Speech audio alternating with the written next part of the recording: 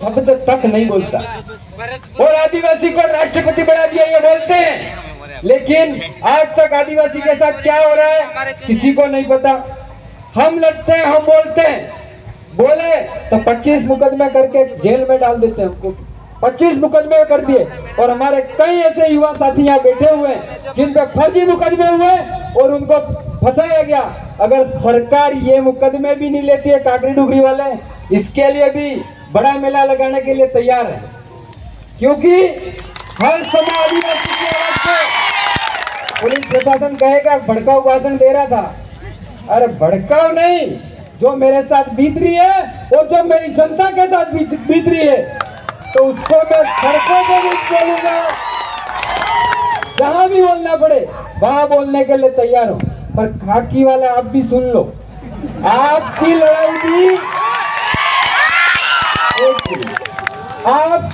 भी मैं ही लड़ूंगा, आपके बेटों की लड़ाई भी हम ही लड़ेंगे, दूसरा कोई लड़ने वाला नहीं है आपकी। क्योंकि हमने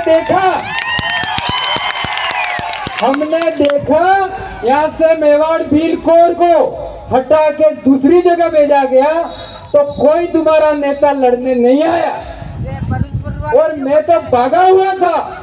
इसके बाद भी ये मेरी जो टीम बैठी हुई है, इसने कहा तेरे को परवीन लड़ना पड़ेगा, और हाई कोर्ट में केस जीते हम।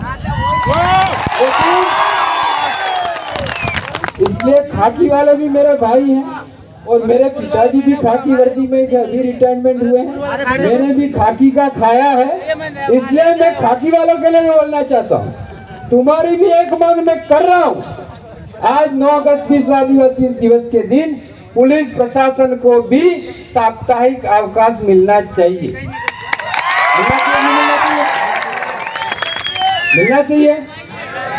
लेकिन इन्होंने दूसरों की बजाय वो इनको कभी नहीं पूछने वाले, लेकिन हमको भगाते हो तो भी पक्ष करेंगे आपका, क्योंकि हमारे भाई भी ज्यादा से ज्यादा हमको पुलिस में भर्ती कर दें। इसलिए साथियों, मेरे अभी वो बजा रहे थे, बता रहे थे कोई विमल गुटके में अपना शरीर नहीं खोना है, तो इसलिए अपना शरीर मजबूत रखना। मेरा भाई टेंशन दे दे के ऐसा हाल कर दिया, मेरा बन नहीं सकता, इसलिए यूं मत कहना खुद का बढ़ा लेना यूं, क्योंकि मेरा तो है ही ऐसा शरीर, स्टील की बॉडी, इसलिए मेरे टेंशन नहीं है।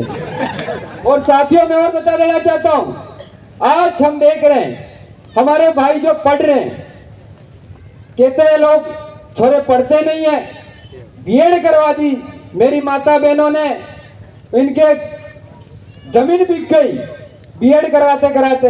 एग्जाम सेंटर इतने दूर है कि भाई पैर के पाइजेब तक बिक गए। कौन बोलने वाला? सरकार की कोई पड़ी नहीं है, क्योंकि हमारे विधायक जी के बेटे ये बीएड वाले से है नहीं, उनको पता है नहीं, वो बोलेंगे नहीं, ये कहना नहीं चाहिए। लेकिन एक शर्म की बात है जब युवाओं के साथ बीतती है, जब पेपर लीक होते हैं, हमारे छोरे इतनी तैयारी करके और जाते हैं और आते हैं घर पे हमारा हो जाएगा, और जब दूसरे दिन अखबार में देखते हैं पेपर लीक हो गया। अगर ऐसे पेपर लीक होता है, ऐसे लोग, ऐसी सरकारें जो हैं कहती है कि भाई यहाँ वाली सरकार कहती है कि यहाँ कांग्रेस और बीजेपी वाला कहते हैं कांग्रेस की सरकार यहाँ हो रहा है, गुजरात में बीजेपी की सरकार है, यानी सभी जो चोर हैं वो मिल के पेपर लीक कर रहे हैं। इसलिए सावधान हो जाइए। अभी मेरे मार साहब कह रहे थे कि हमको राजनीतिक रूप से मजबूत होना चाहिए।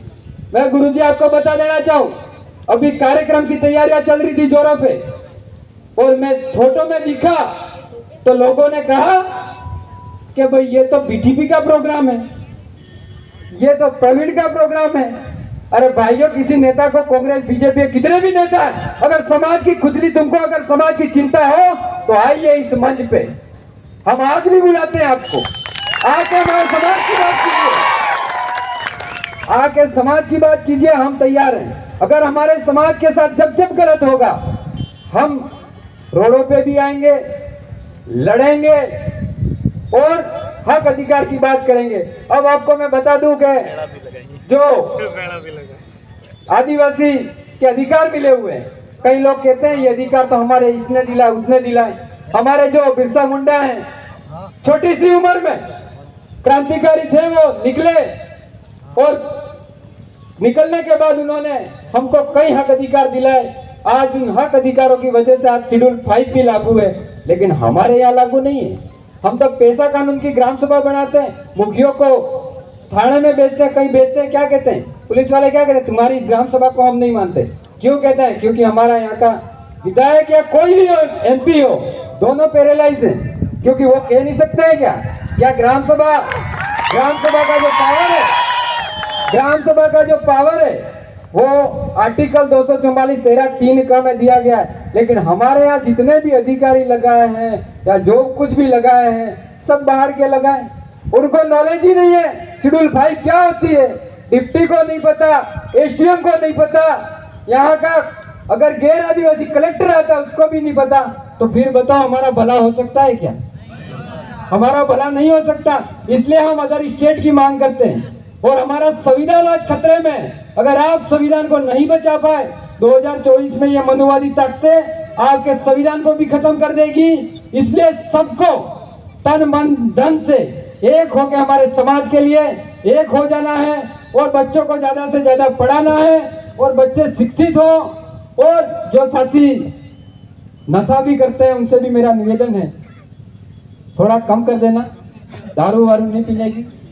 और दूसरा, माँ बाप का कहना मानना है, नहीं तो ये गाड़ियां लेके अभी लोग कह रहे थे कि भाई जा रहे हैं वार करते हुए, तो ये गाड़ियां भी अपन को सही चलानी है, घर पे व्यवस्थित जाना है, वक्ता कई है। इसलिए मैं अपना उद्बोधन यही